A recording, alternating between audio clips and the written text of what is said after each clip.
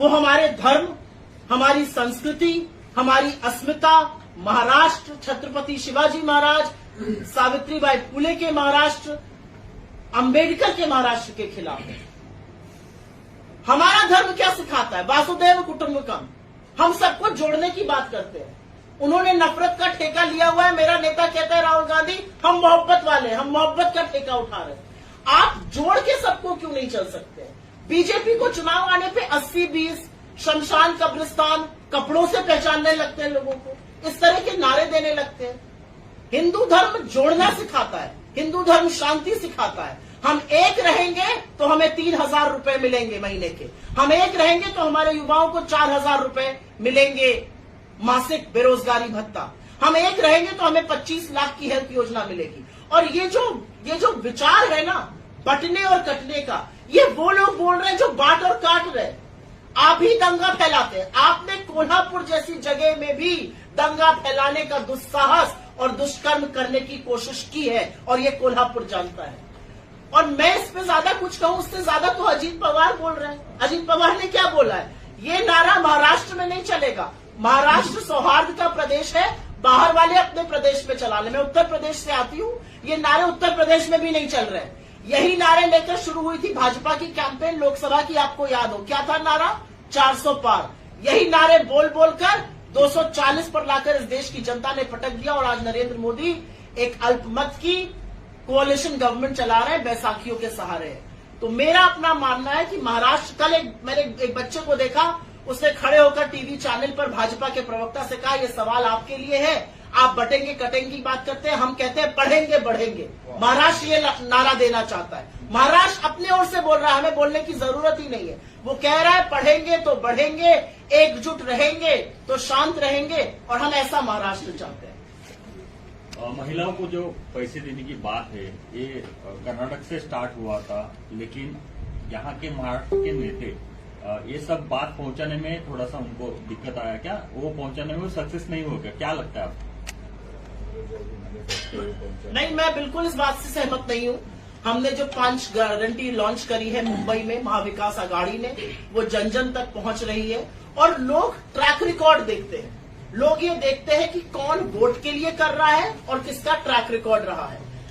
चुनाव सिर पे आया, चुनाव की डेट टाली गई। महाराष्ट्र में हरियाणा और जम्मू कश्मीर के साथ चुनाव नहीं कराया गया क्योंकि एक योजना लॉन्च करनी थी। कोई बात नहीं, आपने योजना लॉन्च कर दी। हम उस योजना को बेहतर करेंगे और हम महिलाओं को उसमें इंक्लूड करेंगे। मैं तमाम ऐसे वाक्य, तमाम ऐसी महिलाओं की बातें सुनती हूँ महाराष्ट्र जो कहती है हम इसका हिस्सा ही नहीं है। मेरा एक गरीब ड्राइवर था मुंबई में, उसने मुझसे कहा मेरी पत्नी को मैंने इसमें एनरोल कराया और उसको मिला नहीं। ऐसे तमाम लोग मुझे मिलते हैं। तो हम जिस योजना की बात कर रहे हैं 3,000 रुपए प्रति माह की, वो जन जन तक जा रही है। हम उसको और पहले तरीके से नीचे तक पहुंचाएंगे। हमारा एक ट्रैक रिकॉर्ड है। अगर बंटी भाऊ यहाँ पे कुछ बात कहते हैं तो उनका एक ट्रैक रिकॉर्ड है, वैसे ही कांग्रेस का एक ट्रैक रिकॉर्ड है। हम कर्नाटका, तेलंगाना और हिमाचल में ये करके दिखा रहे हैं। और भाजपा ने हमारे खिलाफ झूठ फैलाने की कोशिश करी थी, जिसका पर्दाफाश और मुंहतोड़ जवाब हमारे मुख्यमंत्रियों ने मुंबई में एक साथ आकर दे दिया। महाराष्ट्र में आपकी सरकार की तब क्यों नहीं लगाई है? क्योंकि हमें ऐसा लगता है कि तब इकोनॉमी का इतना बंटाधार नहीं हुआ था। हमें ऐसा लगता है कि तब महंगाई इतनी नहीं थी। आज 500 रुपए किलो से ज्यादा लहसुन है। आज जो गैस का सिलेंडर है वो 400 होता था, 1,000-1,100 पे बिक रहा है। आज पेट्रोल ने 100 का शतक लगा दिया है। आज चीनी, आटा, तेल, दही सब पर जीएसटी है।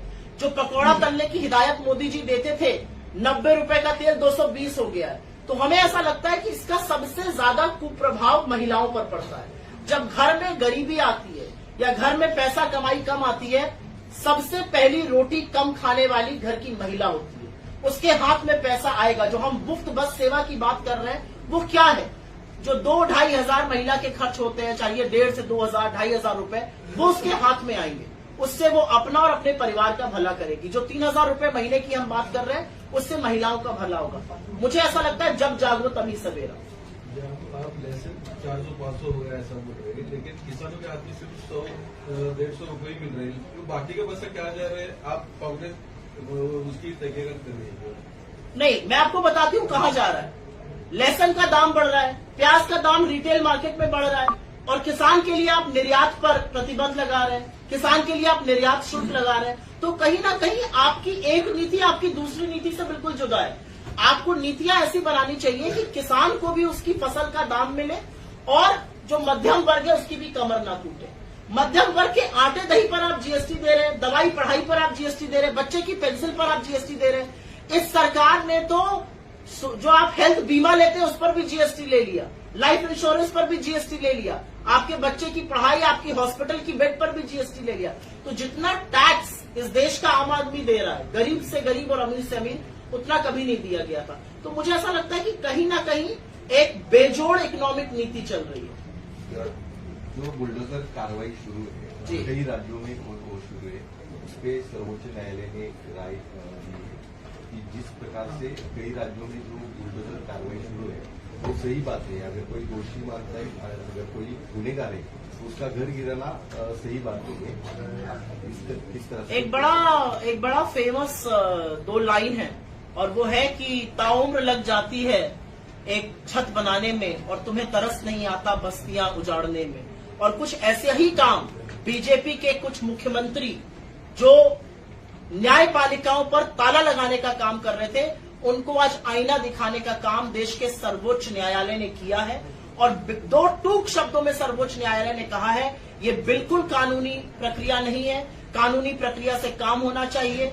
अगर कोई दोषी भी पाया जाता है, आरोपी तो छोड़िए, कोई दोषी भी पाया जा रहा है तो उसके सारे घर को सजा देना ये कानून नहीं है, ये देश का न्याय नहीं है। और कहीं ना कहीं ये काम एक तुष्टीकरण के लिए, एक गलत नैरेटिव के लिए किया जाता है। और मुझे लगता है सर्वोच्च न्यायालय ने आज अपना जजमेंट देकर ऐसे लोगों को जिनका अनुसरण भाजपा के बाकी मुख्यमंत्री भी करने लगे थे, उनको आईना दिखाने का काम किया है।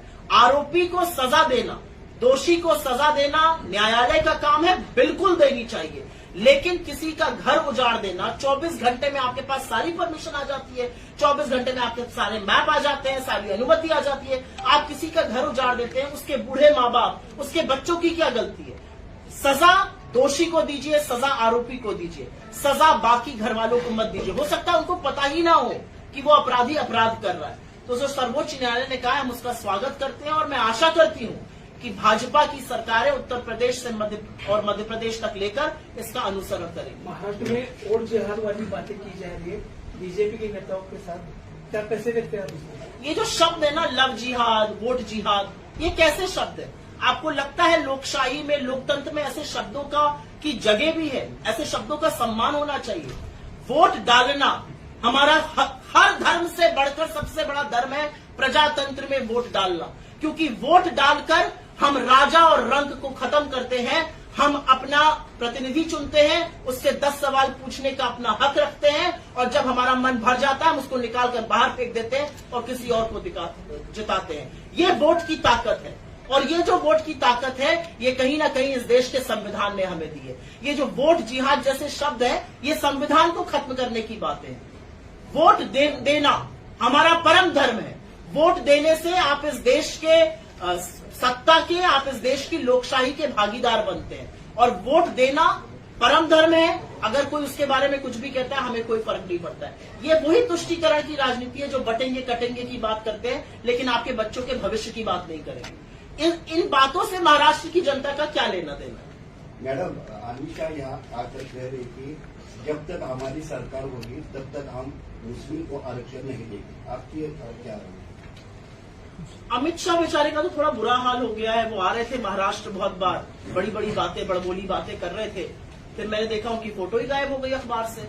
आप जैसे प्रबुद्ध पत्रकारों ने अमित शाह जी से ऐसे सवाल पूछे होंगे कि महाराष्ट्र की जनता को समझ में आ गया ये आदमी हमारी अस्मिता के साथ खिलवाड़ कर रहा है, इसने हमारी चुनी हुई सरकार गिराई थी, ये दिल्ली दरबार लगाकर बैठा है, हमारे नेता इनके यहाँ जाके नतमस्तक हो रहे हैं। तो लोगों को समझ में आ गया कि अमित शाह का जब जब चेहरा दिखेगा टीवी पर, हजार हजार वोट गिरेंगे। तो अमित शाह जी का चेहरा ही धीमे से हटा दिया गया है। आप आने वाले दिनों में देखिएगा अमित शाह के दौरे कम होते जाएंगे। पहली चीज, अमित शाह जी भी वही भाषा बोलते हैं जो भाजपा की भाषा है। अमित शाह जी से मैं इस मंच से चैलेंज करके कहती हूँ, मैं तो बहुत अदनी सी कार्यकर्ता हूँ कांग्रेस की, बहुत छोटी सी, मेरे भाई से आकर एक बहस कर लें, नौकरी पर, रोजगार पर, महंगाई पर, कारोबार पर, मुंबई पर, महाराष्ट्र पर, अस्मिता पर, कोल्हापुर पर, छत्रपति शिवाजी महाराज पर एक बहस 5 मिनट की कर ले, गला सूख जाएगा अमित शाह जी का, लेकिन बहस नहीं कर पाएंगे क्योंकि मुद्दों पर वो बात नहीं करते।